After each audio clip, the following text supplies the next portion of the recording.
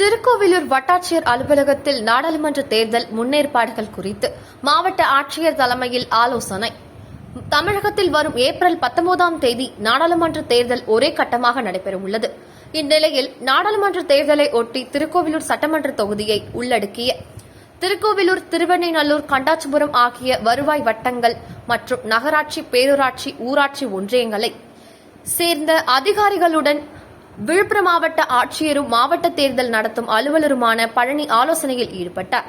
இந்த ஆலோசனைக் கூட்டத்தில் தேர்தல் நடத்தை விதிகள் அமலுக்கு வந்த நிலையில் அனைத்து பகுதிகளிலும் உள்ள டிஜிட்டல் பேனர்கள், போஸ்டர்கள், கொடி கம்பங்களை நாளை மாலை 3 மணிக்குள் அகற்றிவிட வேண்டும் என்றும், அதேபோன்று தேர்தல் பறக்கும் படை மற்றும் நிலையான கண்காணிப்பு குழு ஆகியவை 24 மணி நேரமும் மும்முரமாக எவ்வித பாரபட்சமும் இன்றி பணியாற்ற வேண்டும் எனவும், அதேபோன்று வாக்குப்பதிவு மையங்களில் செய்ய வேண்டிய அடிப்படை வசதிகளை முழுவதுமாக செய்ய வேண்டும் எனவும் ஆட்சியர் அறிவுறுத்தியுள்ளார்.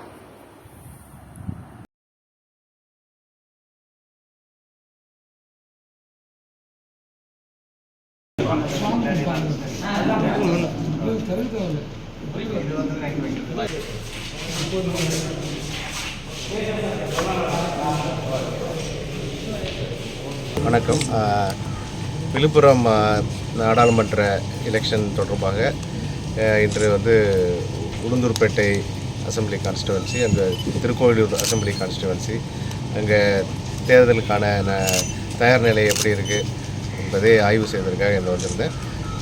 உளுந்தூர்பேட்டையை முடித்துவிட்டு இப்போ திருக்கோவிலூர் பார்த்துருக்கேன். அலுவலர்களோடு ஓடியாடி அனைத்து ஏற்பாடுகளும் சரிவர செய்யப்பட்டு வருகிறது என்பதை அறிந்து கொண்டிருக்கேன். மேலும் இன்றைக்கி நேற்றிலிருந்து இந்த டிஃபேஸ்மெண்ட், விளம்பரங்கள், கட்சி சார்ந்த விளம்பரங்கள் அதெல்லாம் எடுக்க சொல்லியிருக்காங்க. அந்த பணிகள்லாம் எவ்வாறு நடைபெற்றிருக்கிறது என்பதை நேரடியாக பார்த்துட்டு வந்திருக்கோம். அந்த பணிகள் நடைபெற்று வந்திருக்குது.